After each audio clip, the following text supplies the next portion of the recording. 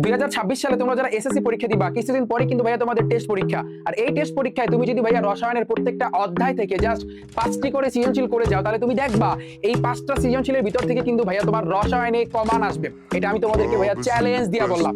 Just ভাইয়া তুমি 5টা সৃজনশীল করবা। যেমন দেখো এখানে একটু খেয়াল করো, প্রথমে হচ্ছে কিন্তু পদার্থের গঠন।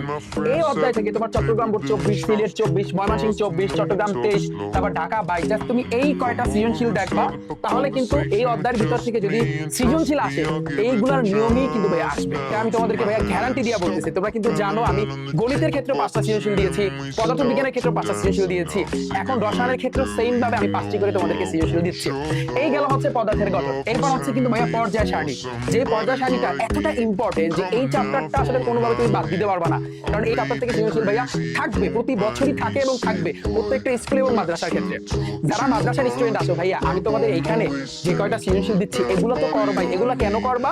নিয়ম শেখার জন্য। তোমাকে যে 5টা করে সৃজনশীল দিচ্ছি যাতে তোমার নিয়মটা আয়ত্ত হয়ে যায়, তো নিয়ম শেখার জন্য এগুলো তুমি একেবারে সবগুলো সৃজনশীল করবা।